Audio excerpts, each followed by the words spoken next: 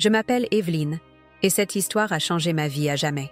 C'était un matin ordinaire d'avril, le genre de matin où l'air est encore frais, mais où le soleil promet une journée réconfortante. J'étais au volant de ma vieille voiture cabossée, les vitres légèrement entr'ouvertes, laissant entrer la brise matinale.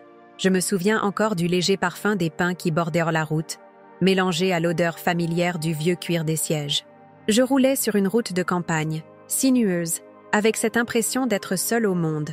Mes pensées vagabondaient, perdues entre les souvenirs et les petites tracas du quotidien. Et puis, tout a basculé. Tout s'est passé en une fraction de seconde. Mais cette fraction a semblé s'étirer à l'infini. La voiture a dérapé sur un gravier invisible, mes mains crispées sur le volant cherchant désespérément à reprendre le contrôle. Mais c'était trop tard. Le véhicule a quitté la route, basculant sur le flanc avant de commencer à rouler sur lui-même. Je me souviens du grondement assourdissant du métal froissé, des éclats de verre volant dans l'air, du chaos pur, et au milieu de ce tumulte, une sensation étrange, celle que des mains invisibles soutenaient ma tête, la maintenant protégée contre l'impitoyable violence des chocs. C'était comme si quelqu'un, ou quelque chose, veillait sur moi. Alors que la voiture terminait sa course folle, renversée sur le toit, tout s'est arrêté. Un silence irréel a suivi le vacarme. Un silence si profond qu'il semblait absorber le monde entier. Mon souffle était saccadé, mes membres engourdis. Mais le plus troublant, c'était cette sensation de légèreté, comme si je flottais. Mon regard a été attiré vers la fenêtre brisée, et c'est là que tout a changé. Ce n'était plus la scène d'un accident que je voyais. C'était autre chose, quelque chose de bien plus vaste. Je me suis retrouvée hors de mon corps, suspendue dans l'air. Je voyais tout, la voiture renversée, mon corps coincé à l'intérieur, les débris éparpillés. Et pourtant, je ne ressentais ni douleur, ni peur. Juste une curiosité étrange et apaisante. J'ai levé les yeux, et là, le spectacle qui s'offrait à moi défiait toute logique. Le ciel semblait s'ouvrir, révélant un vortex lumineux. Des nuages tourbillonnaient autour, parcourus de filaments électriques aux couleurs changeantes, du bleu éclatant au pourpre profond. Des orbes de lumière entraient et sortaient de ce trou céleste, chacune pulsant comme un cœur vivant.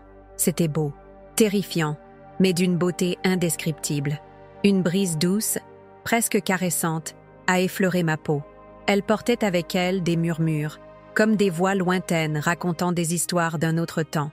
Mon esprit oscillait entre la fascination et l'incrédulité. « Si ça, c'est en bas, qu'y a-t-il là-haut » me suis-je demandé. Cette question a résonné en moi, déclenchant un frisson qui a parcouru tout mon être, ou du moins ce qu'il en restait dans cet état flottant. Je me suis laissé porter, m'élevant lentement vers ce vortex. Chaque mètre gagné semblait effacer un peu plus les souvenirs de la terre, remplacés par une paix abyssale. Autour de moi, le temps paraissait suspendu. Les couleurs du paysage s'intensifiaient, les sons devenaient des notes de musique fluide, fusionnant en une mélodie envoûtante. J'étais consciente de tout, de la texture de l'air, du parfum sucré d'une herbe invisible, de la chaleur du soleil qui, curieusement, me réchauffait encore malgré la distance. Plus je montais, plus la gravité de la situation me paraissait lointaine. Mon corps accidenté n'était plus qu'un détail flou en dessous. Ce qui importait, c'était cette lumière, ce vortex, cet appel irrésistible. Et puis, alors que je m'approchais de l'ouverture céleste, quelque chose a changé. Une sensation profonde, viscérale, m'a traversée, celle d'être observée. Pas de manière intrusive, non. Plutôt comme le regard bienveillant d'un parent veillant sur son enfant endormi. C'était rassurant et déconcertant à la fois. Mes pensées s'embrouillaient. Était-ce la fin? Ou le début de quelque chose d'autre? Mon cœur, si j'en avais encore un dans cet état, battait au rythme des pulsations de la lumière devant moi. Chaque fibre de mon être aspirait à franchir ce passage. Mais au moment où j'allais l'atteindre, quelque chose, ou quelqu'un, m'a retenu. Pas physiquement. C'était plus subtil, comme une pensée venue d'ailleurs, chuchotant « Pas encore ». Mon voyage ne faisait que commencer. Derrière cette lumière se cachait une vérité que je n'étais pas encore prête à découvrir. Pas entièrement, pas tout de suite. Et c'est là, suspendu entre deux mondes, que j'ai compris. Ce que j'allais voir dépasserait tout ce que j'avais imaginé. Et rien ne serait plus jamais pareil. Alors que je flottais dans cet espace suspendu entre le connu et l'inconnu, la lumière devant moi commença à s'intensifier. pulsant doucement comme un cœur battant au rythme de l'univers. Ce n'était pas seulement de la lumière, c'était une présence, une entité vivante et consciente. La chaleur qui en émanait n'était pas simplement physique, elle pénétrait au plus profond de mon être, effaçant mes peurs, mes doutes, mes douleurs. C'était comme être enveloppé dans une couverture tissée d'amour pur, d'une douceur que je n'aurais jamais pu imaginer. Plus je m'approchais, plus je ressentais cette impression d'être vue dans toutes les dimensions de mon existence. Pas seulement ce que j'avais été ou ce que j'étais, mais tout ce que j'aurais pu devenir. Je n'avais jamais connu un tel amour. C'était un amour inconditionnel, libre de tout jugement, qui transcendait tout ce que les mots peuvent exprimer. Mes larmes coulaient, non de tristesse, mais d'une reconnaissance infinie. La lumière semblait comprendre chacune de mes émotions, anticipant mes pensées avant même qu'elles ne naissent. À cet instant, des souvenirs affluèrent, des instants oubliés, des petits moments de bonheur insignifiants que je n'avais jamais vraiment pris le temps d'apprécier, le rire d'un enfant croisé dans la rue, le parfum de la pluie sur l'asphalte chaud, le regard complice d'un ami. Tous ces fragments de vie prenaient un sens nouveau dans cette lumière, révélant leur importance insoupçonnée. Puis, la lumière a commencé à prendre une forme plus définie. Ce n'était pas une figure humaine au sens traditionnel, mais une silhouette éthérée, faite de milliers de petits éclats scintillants, comme si les étoiles elles-mêmes avaient décidé de s'assembler. Il y avait une familiarité étrange, une reconnaissance au-delà des mots. Une voix, sans qu'aucun son ne soit prononcé, résonna directement en moi. Elle était douce mais puissante, vibrante d'une sagesse infinie. « Tu es aimé, tu as toujours été aimé ». Ces simples mots ont traversé mon âme comme une vague de chaleur, faisant éclater en moi des émotions que je ne savais même pas exister. Mes pensées, confuses mais curieuses, jaillirent dans un flot ininterrompu. Qui était cette lumière? Était-ce ce que certains appellent Dieu? Un ange? Mon propre esprit? Mais avant que je ne puisse articuler ces questions, la présence répondit non par des mots, mais par des sentiments, des images, des sensations. Elle me montra l'univers dans son immensité, les galaxies en rotation, les étoiles naissant et mourant dans un cycle sans fin. Je vis des mondes inconnus, des êtres faits de pure énergie, des lieux où la couleur et le son fusionnaient en une symphonie visuelle d'une beauté inimaginable. Chaque image était accompagnée d'un sentiment écrasant de connexion. Tout était lié, tout faisait partie d'un même tissu universel, moi comprise. Alors que je m'imprégnais de ces visions, une question monta en moi, presque enfantine. Pourquoi suis-je ici? La réponse fut immédiate. Pour te souvenir, pour comprendre que tu n'as jamais été seul. Ces mots résonnèrent dans toutes les fibres de mon être. Une vague de souvenirs oubliés déferla. Des moments où, dans les ténèbres de la solitude, j'avais senti une lueur d'espoir sans en comprendre la source. C'était elle, toujours elle. Cette lumière m'avait accompagnée, patiemment, attendant que je sois prête à la voir. La lumière se rapprocha, jusqu'à m'envelopper entièrement. J'étais submergée par la chaleur et la clarté. Et dans ce cocon de lumière, j'ai compris ce que signifiait vraiment être. Être sans attente, sans peur, sans regret. Juste exister dans le moment présent, pleinement, totalement. C'était comme retrouver une partie de moi que j'avais perdue depuis longtemps. Les battements de la lumière se synchronisaient avec quelque chose de profond en moi. J'étais la lumière, et la lumière était moi. Mais alors que je commençais à me fondre dans cette immensité d'amour, une nouvelle sensation fit surface, celle de la curiosité. Il y avait tant de questions restées en suspens, tant de mystères non résolus. Qui étions-nous vraiment? Que signifiait la vie sur Terre comparée à cette vastitude? Et surtout, qu'y avait-il au-delà de cette lumière? Une envie irrépressible de savoir me saisit. La lumière, comme répondant à mon désir, pulsa plus fort. J'avais le sentiment que ce que j'allais découvrir allait bouleverser à jamais ma compréhension de l'existence. Et juste au moment où je pensais avoir atteint le summum de la révélation, un nouvel horizon s'ouvrit devant moi. Quelque chose d'encore plus vaste, d'encore plus mystérieux m'attendait. Mon cœur, ou ce qu'il en restait, battait la chamade, partagé entre l'émerveillement et l'appréhension. J'étais prête à franchir cette prochaine étape, car au-delà de la lumière, se trouvait une vérité que je n'aurais jamais pu imaginer. Alors que je me tenais toujours enveloppée par cette lumière infinie, une nouvelle sensation m'a envahie, quelque chose de plus profond que tout ce que j'avais ressenti jusqu'alors. La chaleur bienveillante autour de moi se fit plus intense, et la lumière sembla se dilater, m'engloutissant dans un océan d'émotions et de souvenirs. Puis, sans prévenir, tout s'assombrit légèrement, comme si la lumière m'invitait à regarder à l'intérieur de moi-même. Une voix douce, résonnant non dans mes oreilles, mais directement dans mon être, murmura « Prépare-toi à voir ta vérité, sans filtre, sans jugement, simplement ce qui est. » Et soudain, ma vie entière défila devant mes yeux. Pas comme dans un film, mais dans une cascade de sensations, d'émotions, de moments vécus avec une clarté surhumaine. Chaque sourire que j'avais donné, chaque mot que j'avais prononcé, chaque pensée, même la plus fugace, se manifestait devant moi. Je revivais mes choix, mes erreurs, mes triomphes, mes regrets. Mais ce qui me bouleversa le plus, ce fut la perspective. Je ne voyais pas seulement mes actions à travers mes propres yeux, mais à travers ceux des autres. Lorsque j'avais été dure avec quelqu'un, je ressentais la douleur que cette personne avait éprouvée. Lorsque j'avais apporté de la joie, je baignais dans cette chaleur réciproque. C'était accablant et merveilleux à la fois. Je me revis, enfant, rire aux éclats en courant sous la pluie. Puis, adolescente, pleine de doutes et de colère, blessant par des paroles tranchantes ceux qui m'aimaient le plus. Ces moments que j'avais balayés d'un revers de main, considérant qu'ils n'étaient pas importants, prenaient maintenant un poids immense. Chaque geste compte, souffla la lumière. Cette simple phrase me transperça. Combien de fois avais-je agi sans réfléchir aux conséquences sur autrui?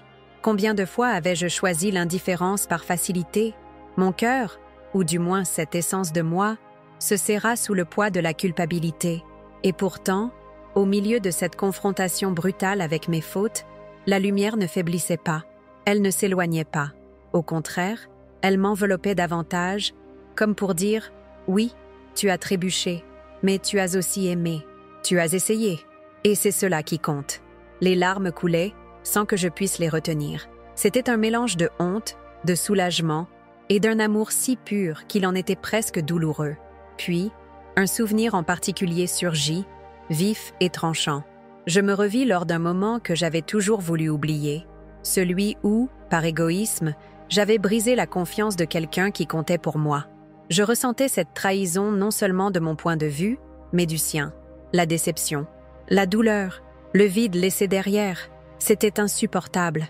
J'ai voulu détourner le regard, fuir cette vision, mais la voix, douce mais ferme, intervint. « Regarde, accepte, pardonne-toi. » Pardonner? Comment pouvais-je me pardonner de cela? J'avais toujours pensé que certains actes étaient impardonnables, mais la lumière persistait. Alors, avec toute la force qu'il me restait, j'ai respiré, ou du moins j'ai essayé, car là où j'étais, la respiration était différente, plus une intention qu'un acte physique. « Je suis désolée », ai-je murmuré, pas seulement pour cette faute, mais pour toutes celles que j'avais commises par ignorance, peur ou orgueil. Et c'est alors que cela s'est produit. La lumière a semblé vibrer, pulser avec une intensité nouvelle. Elle s'est rapprochée encore, touchant ce que je croyais être mon cœur. Une chaleur indescriptible a déferlé en moi, balayant la culpabilité, la remplaçant par une paix que je n'avais jamais connue. « Tu es pardonné ?» dit la voix. 3 mots. 3 simples mots qui ont fait voler en éclats des années de remords enfouis. J'ai éclaté en sanglots, secoué par la force de cet amour inconditionnel. Ce n'était pas une approbation de mes erreurs, c'était la compréhension que l'être humain est en apprentissage constant, que la vie est faite d'essais, d'erreurs, de leçons. Dans cet état d'acceptation, j'ai compris que le pardon n'était pas seulement un cadeau reçu, mais un pont vers la rédemption. Il ne s'agissait pas de nier mes fautes, mais de les reconnaître, d'apprendre et d'avancer avec plus de conscience. La lumière, comme pour confirmer mes pensées, me montra des instants où j'avais su tendre la main, où j'avais choisi l'amour plutôt que la peur. « Tu es capable du pire, mais aussi du meilleur », souffla-t-elle. Puis, lentement, les images se dissipèrent, ne laissant que moi et cette lumière bienveillante. Mon cœur apaisé, mon esprit vidé de son fardeau, je me sentais légère, prête pour ce qui allait suivre. Mais au fond de moi, une question persistait, vibrante d'une curiosité nouvelle. Et maintenant, qu'y a-t-il après cette vérité? La lumière sembla sourire, non pas avec un visage, mais avec son essence entière, et murmura « Viens, Il est temps de découvrir davantage. Ce que tu croyais savoir n'est qu'un fragment de l'immensité de l'univers. Prépare-toi, et ainsi, porté par une nouvelle énergie, je me laissais guider vers la prochaine révélation, le cœur battant d'impatience et d'appréhension mêlée. Après la vague d'émotions et la révision de ma vie, je croyais avoir atteint le sommet de la compréhension. Pourtant, ce n'était qu'un prélude. Alors que la lumière continuait de m'envelopper, une curiosité insatiable émergea en moi. C'était comme si un feu nouveau s'était allumé dans mon âme, me poussant à poser toutes les questions qui avaient toujours habité mes pensées. Pourquoi sommes-nous ici? Y a-t-il d'autres mondes? D'autres formes de vie? Quelle est la véritable nature de l'univers? Mes pensées jaillissaient, rapides, confuses, mais chaque question trouvait un écho dans la lumière, comme si elle comprenait tout avant même que je ne les formule pleinement. Sans utiliser de mots, la lumière me répondit par des images, des sensations, des vérités ressenties plutôt qu'entendues. Une vision s'imposa, un océan infini parsemé de lumières scintillantes. Chaque lumière était une vie, une conscience, un monde. Certaines brillaient intensément, d'autres vacillaient comme des bougies sur le point de s'éteindre. Tout est connecté, souffla la voix intérieure. Chaque vie, chaque choix, chaque pensée crée des vagues qui se propagent à travers l'univers. Je vis alors des civilisations lointaines, des êtres aux formes étranges, certains faits de lumière pure, d'autres avec des corps que je n'aurais jamais pu imaginer. Il y avait des mondes où la couleur et le son fusionnaient, créant des paysages mouvants, d'autres où le temps semblait s'écouler à l'envers. Existe-t-il d'autres univers que le nôtre? Pensais-je avec émerveillement. La réponse fut un vertige. Je vis des réalités superposées, des dimensions multiples s'entrelacer comme les fils d'une tapisserie cosmique. Ce que tu appelles réalité n'est qu'une facette d'un prisme infini, me transmit la lumière. Chaque choix que je faisais ouvrait une nouvelle voie, un nouvel univers où d'autres versions de moi-même vivaient des vies différentes. Cette révélation était à la fois fascinante et déconcertante. Combien de moi existaient quelque part, prenant des décisions que je n'avais pas prises? La lumière, percevant mon trouble, m'envoya une sensation apaisante. Ce qui importe, c'est celle que tu vis maintenant. C'est ici et maintenant que réside ta vérité. Mon esprit s'emballa encore davantage. Et la vie après la mort? Que se passe-t-il vraiment lorsque nous quittons notre corps? La lumière répondit en m'offrant une autre vision. Des âmes, des myriades d'étincelles lumineuses, s'élevaient et se rassemblaient comme des gouttes d'eau rejoignant un océan. Certaines revenaient vers des vies physiques, choisissant de renaître pour apprendre encore. D'autres restaient, fusionnant avec cette mer de conscience universelle. Il n'y avait ni jugement, ni punition éternelle, seulement des choix, des expériences et un désir profond de croissance. La mort n'est pas une fin, mais un passage, une transformation, comme l'eau qui s'évapore pour former un nuage, avant de redevenir pluie. Je n'arrivais pas à contenir mes autres interrogations, et l'une jaillit, presque enfantine. Et les extraterrestres? Sont-ils réels? Un rire chaleureux résonna à travers la lumière, non moqueur mais empli d'une joie bienveillante. La réponse fut sans équivoque. Des visions de vaisseaux traversant des nébuleuses, de créatures aussi variées que les espèces sur Terre, se succédèrent. Certains nous observaient avec curiosité, d'autres ignoraient jusqu'à notre existence. Tu fais partie d'une grande famille cosmique, me souffla la lumière. Mais tout vient en son temps. L'humanité n'est pas encore prête à tout comprendre. Cette phrase m'intrigua et me rassura à la fois. Une partie de moi voulait tout savoir, tout de suite, mais je comprenais qu'il y avait un ordre naturel à la découverte. Puis, une question plus personnelle s'imposa. Pourquoi moi? Pourquoi ai-je vécu cette expérience alors que tant d'autres n'y ont jamais accès? La réponse fut un mélange de chaleur et de solennité. Chacun reçoit ce dont il a besoin au moment où il est prêt. Tu as cherché des réponses toute ta vie. Maintenant, il est temps pour toi de les partager. Mon cœur se serra. Partager? Comment expliquer tout cela avec des mots limités et un langage humain si restreint? La lumière me rassura à nouveau. Les mots ne suffiront peut-être pas, mais ton intention, ton amour, toucheront ceux qui en ont besoin. La vérité se ressent au-delà des paroles. Enfin, avant que la lumière ne se retire, je posai une dernière question, celle qui brûlait en moi depuis toujours. Qu'est-ce que Dieu? Le silence qui suivit fut si profond qu'il semblait absorber l'univers entier. Puis vint la réponse, non sous forme de mots, mais d'une immersion totale dans la lumière elle-même. Je n'étais plus Evelyne. J'étais le battement du cœur d'une étoile, la brise qui caresse un visage, le rire d'un enfant, les larmes d'un vieil homme. J'étais tout, et tout était moi. Dieu n'était pas un être lointain, mais l'essence même de tout ce qui existe. Un amour si vaste qu'aucune pensée ne peut l'embrasser complètement. Lorsque la lumière se retira doucement, me ramenant vers moi-même, un dernier murmure résonna. « Tu es aimé, tu as toujours été aimé. N'oublie jamais cela. » Et avec cette ultime vérité gravée dans mon âme, je sentis que le moment était venu de poursuivre le voyage. Mais une nouvelle épreuve m'attendait. Quelque chose de plus difficile que tout ce que j'avais vécu jusque-là. Revenir. Alors que la lumière se dissipait doucement autour de moi, une nouvelle sensation m'envahit, celle du retour. Un mélange d'appréhension et de tristesse me serra le cœur. Je n'étais pas prête à quitter cet espace où l'amour et la compréhension m'avaient enveloppée. Mais au fond, je savais que le moment était venu. Une pensée m'effleura. Et si je refusais de revenir? La lumière, toujours bienveillante, répondit sans parole, m'envoyant une vague de compréhension. « Il te reste encore des choses à accomplir.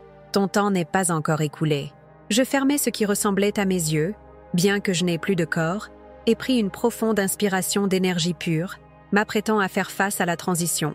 Le passage vers mon corps fut brutal. Là où l'ascension vers la lumière avait été douce et réconfortante, le retour ressemblait à plonger dans une eau glaciale. Mon être spirituel, vaste et libre, tentait de se réinsérer dans un espace devenu étroit, inconfortable. C'était comme essayer de faire entrer un océan dans un verre. Une pression intense écrasa mes sens, ou ce qu'il en restait, et, en un instant, je ressentis à nouveau la gravité, le poids, la douleur. Mes nerfs semblaient s'enflammer alors que je réintégrais mon enveloppe charnelle. Je réintégrais mon corps par le sommet de la tête, ressentant chaque centimètre de ma chair meurtrie. Une sensation d'écrasement m'envahit, suivie d'un craquement sourd qui résonna dans tout mon être. C'était le son de mes os brisés, de mes muscles écrasés. Mon cœur battait de façon irrégulière, hésitant entre la vie et l'abandon. J'ouvris les yeux avec difficulté. La première chose que je vis fut le pare-brise éclaté, le ciel au-delà tacheté de nuages gris. Une goutte de sang coula sur mes cils, brouillant ma vision. Chaque respiration était une lutte. Mes poumons brûlaient. Mon thorax se soulevait par saccades. Autour de moi, des voix paniquées retentissaient. « Elle est en vie! Oh mon Dieu! Elle respire !» entendis-je faiblement. Une main agrippa la mienne, rugueuse, chaude. Je tournai la tête, apercevant un homme en uniforme, probablement un secouriste. Ses yeux étaient pleins d'un mélange de soulagement et de terreur. « Reste avec nous !» me cria-t-il. Je voulais lui répondre, lui dire que tout irait bien, que j'avais vu ce qu'il y avait de l'autre côté, mais seuls des gémissements rauques s'échappèrent de mes lèvres. La douleur était omniprésente. Chaque battement de mon cœur envoyait des décharges électriques à travers mes membres fracturés. Mes jambes refusaient de bouger. Mon bras gauche semblait désarticulé. Un goût métallique envahit ma bouche.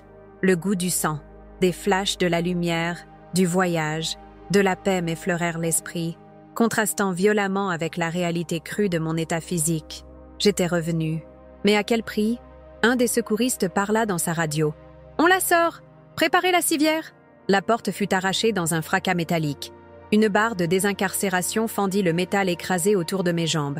Je fermai les yeux, tentant d'échapper à la douleur, me réfugiant dans les souvenirs de la lumière. « Tiens bon !» murmura l'homme. « Tu es une battante. » On me hissa hors de la carcasse avec précaution.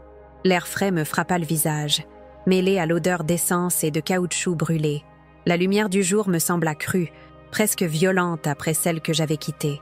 Sur la civière, des électrodes furent placées sur ma peau lacérée. Un masque à oxygène couvrit mon visage. Mon esprit oscillait entre conscience et inconscience, entre douleur et lucidité. J'entendais les bips rapides du moniteur cardiaque. Trop rapide.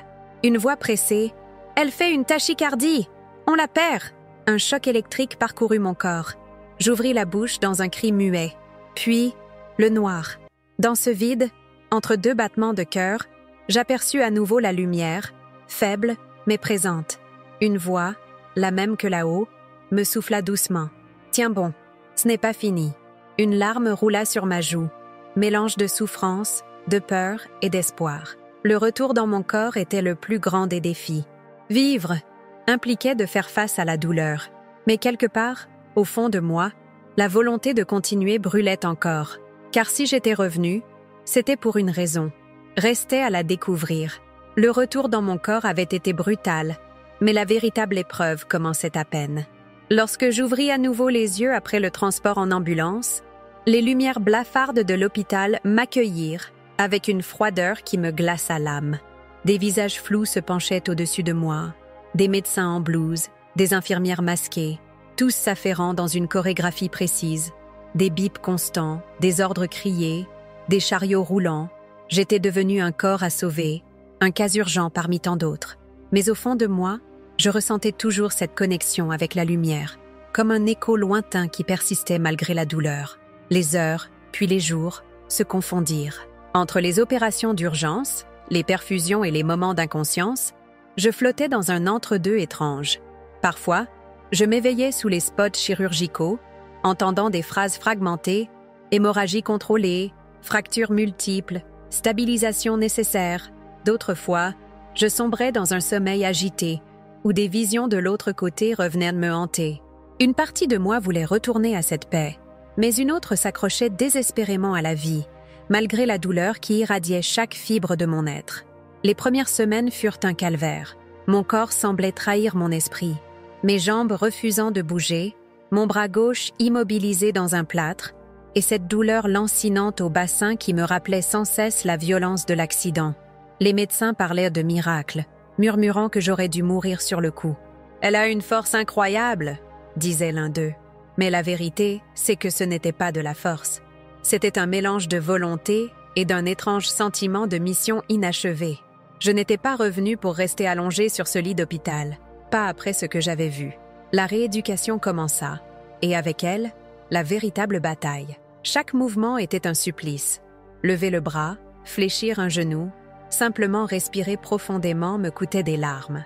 Mais au milieu de cette lutte, il y avait ces petites victoires. Un doigt qui bougeait, un orteil qui frémissait. « Vous voyez? Vous progressez », me disait la kinésithérapeute avec un sourire encourageant. Mais la route était longue. Certains jours, je voulais abandonner, rester clouée au lit, fermer les yeux et laisser le temps s'écouler. Mais dans ces moments de découragement, je repensais à la lumière, aux paroles entendues là-haut. « Tu as encore des choses à accomplir. » Et je serrais les dents. Je me devais de continuer. Les visites se succédaient.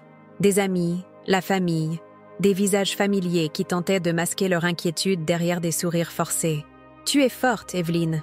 On est fiers de toi. » Ces mots réchauffèrent mon cœur. Mais au fond, je savais qu'ils ne comprenaient pas. Comment aurait-il pu? Comment expliquer ce que j'avais vécu sans passer pour folle? Je gardais le silence, choisissant de laisser cette expérience mûrir en moi. Pourtant, les nuits étaient les plus difficiles. Allongée dans l'obscurité, bercée par les bips des machines, je repensais à cette lumière, à cet amour inconditionnel que j'avais ressenti.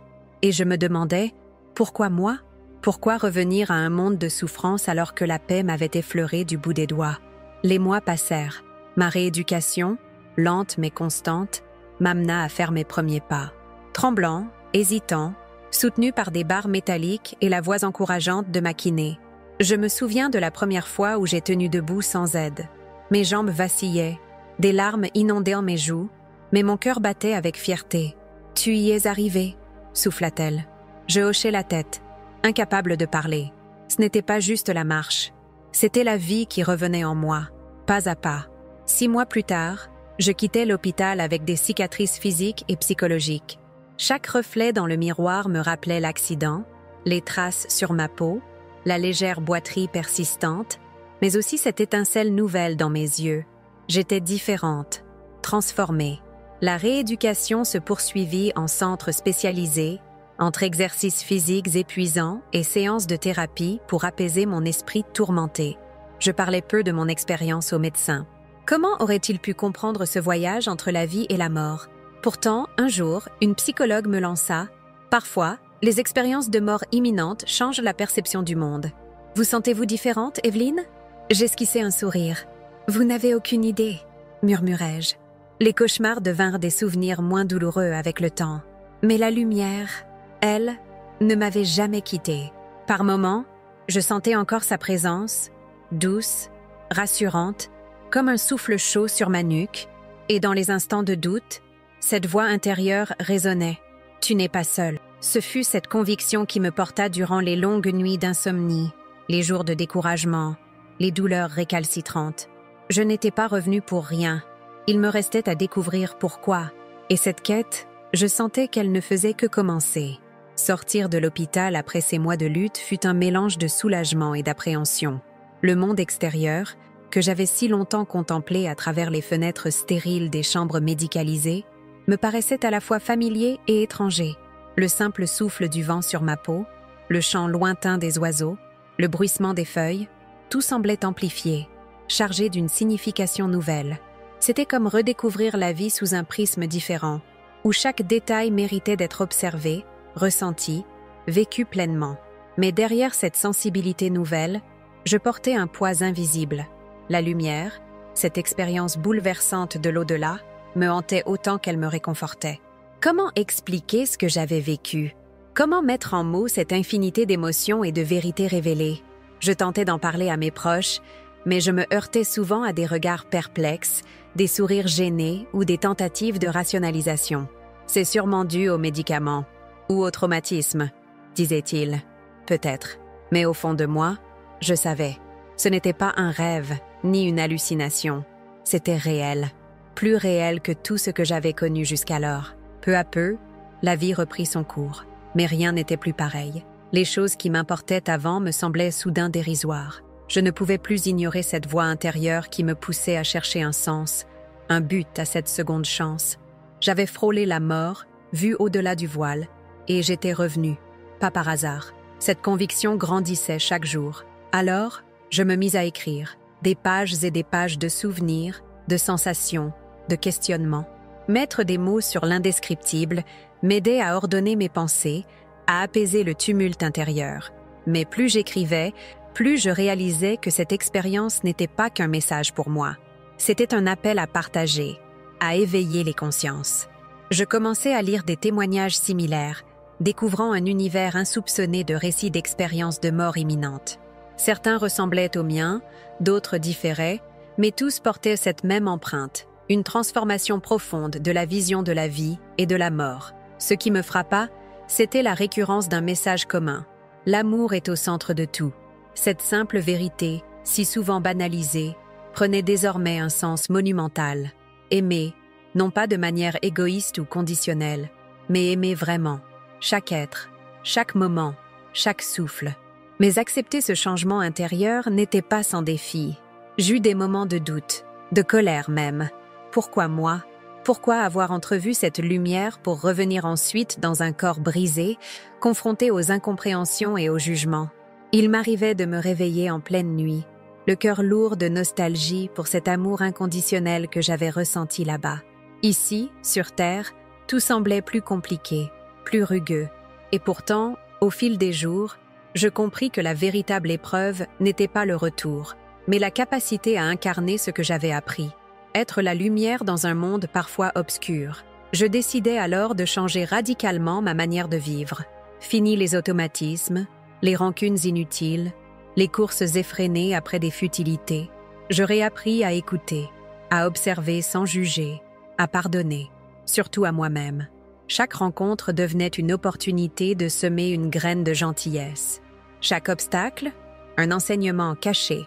Bien sûr, tout n'était pas parfait. J'avais mes rechutes, mes moments d'impatience ou de fatigue. Mais je me rappelais sans cesse ces mots entendus là-haut. « Tu es aimé, même dans tes imperfections ». Cette phrase était devenue mon ancre, mon phare dans les tempêtes du quotidien. Petit à petit, je ressentis le besoin de témoigner au-delà de mes écrits personnels. Participer à des conférences, échanger avec d'autres revenants comme certains nous appelaient, me permit de réaliser l'impact que ces récits pouvaient avoir sur les gens. Certains venaient me voir après mes interventions, les yeux humides, murmurant « Merci, vous m'avez redonné espoir ». C'était bouleversant. Si mon histoire pouvait aider ne serait-ce qu'une personne à affronter ses peurs, à réévaluer ses priorités, alors cette expérience prenait tout son sens. Mais il y avait aussi les sceptiques, ceux qui me défièrent du regard en lançant « Et si tout cela n'était qu'une illusion chimique du cerveau mourant ?» À eux, je ne cherchais pas à convaincre. Je leur répondais simplement « Et si ce n'était pas le cas, qu'est-ce que cela changerait dans votre manière de vivre aujourd'hui ?»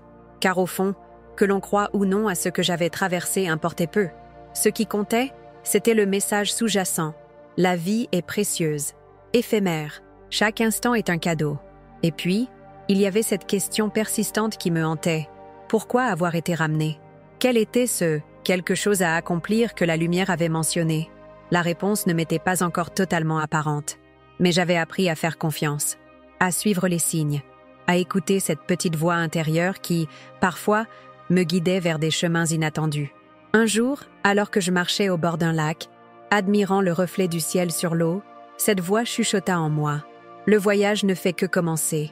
Prépare-toi. » Un frisson parcourut mon échine. Que voulait-elle dire? Quelle révélation m'attendait encore? Je n'en savais rien, mais je me sentais prête à accueillir l'inconnu, à embrasser l'aventure de la vie avec un regard neuf. Car si cette expérience m'avait appris une chose, c'était ceci. La véritable magie ne réside pas uniquement dans l'au-delà, mais bien ici, dans le battement de cœur d'un enfant, dans le sourire d'un inconnu, dans le souffle du vent caressant les feuilles.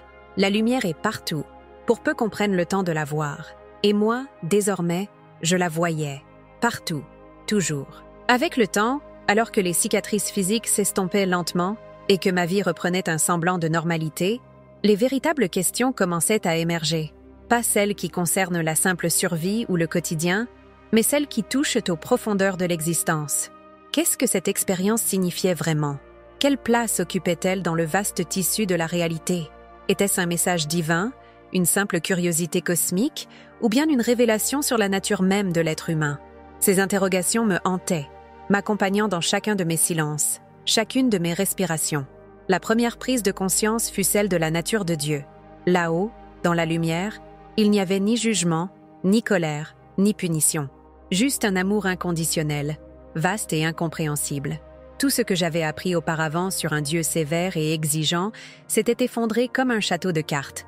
Dieu n'était pas un roi lointain sur un trône, mais une présence intime, une énergie pure que l'on peut ressentir dans le rire d'un enfant, dans le souffle du vent, dans le regard bienveillant d'un étranger.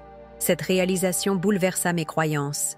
Je comprenais désormais pourquoi tant de traditions spirituelles parlent de l'amour comme fondement de tout, pas l'amour romantique, fragile et conditionné, mais l'amour essence, celui qui unit chaque atome, chaque être, chaque univers.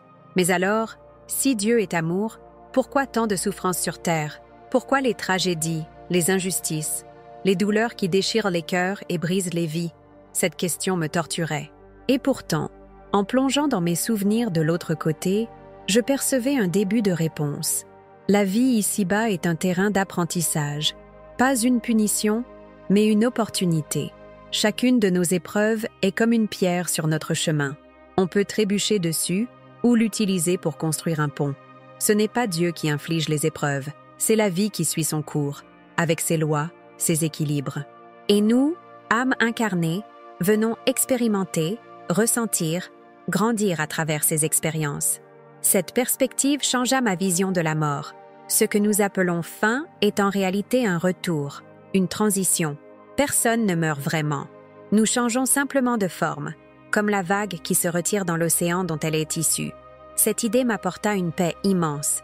Plus de peur de la fin, plus d'angoisse face à l'inconnu, juste la certitude que tout continue, différemment. La mort, ce passage redouté, est en réalité une étreinte douce et réconfortante, une invitation à rentrer chez soi après un long voyage. Mais au-delà des considérations spirituelles, il y avait des questions plus philosophiques. Si tout est interconnecté, si chaque action crée des ondulations dans l'univers, quelle est ma responsabilité ici, maintenant? Comment vivre en accord avec cette vérité? La réponse me parut à la fois simple et exigeante. Vivre avec conscience. Choisir l'amour plutôt que la peur. Le pardon plutôt que la rancune. L'authenticité plutôt que les masques. Chaque interaction est une occasion d'apporter un peu plus de lumière dans ce monde parfois obscurci par l'oubli de notre nature profonde.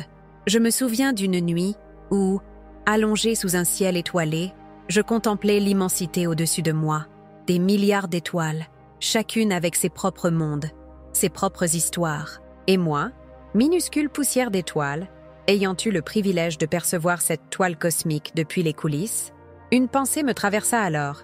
Et si le but n'était pas de comprendre avec la tête, mais de ressentir avec le cœur, peut-être que chercher à tout expliquer, à tout intellectualiser, nous éloigne parfois de l'essentiel. L'univers est un mystère, et c'est justement cette part d'inconnu qui le rend si précieux. Au fil de mes réflexions, je me suis également interrogée sur la notion de temps. Là-haut, il n'y avait ni passé, ni futur, juste un éternel présent, un instant suspendu où tout était accessible. Ici, sur Terre, nous courons après les minutes, les heures, les années. Mais si le temps n'était qu'une illusion, un outil nécessaire pour apprendre la patience, la présence, l'acceptation, cette pensée m'incita à ralentir, à savourer davantage chaque moment, à écouter vraiment lorsque quelqu'un me parlait, à respirer en pleine conscience lorsque je marchais sous la pluie ou le soleil. Enfin, l'une des plus grandes révélations fut celle du choix. Nous sommes tous dotés d'un libre arbitre sacré. Peu importe notre passé, nos erreurs, nos regrets. À chaque instant, nous avons le pouvoir de choisir. Choisir de changer. Choisir d'aimer. Choisir de pardonner. Rien n'est figé. Même dans les ténèbres les plus profondes, une étincelle de lumière peut renaître. Et cette lumière, elle est en chacun de nous.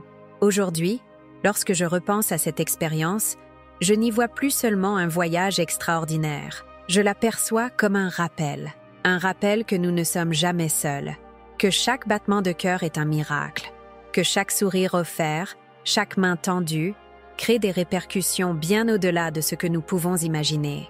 Et surtout, que la vie, avec toutes ses complexités, ses joies et ses peines, est un cadeau inestimable. Peut-être que le véritable sens de tout cela est plus simple qu'on ne le pense. Aimer, vraiment, profondément, inconditionnellement. Car au final, lorsque tout le reste s'efface, c'est l'amour qui demeure, toujours.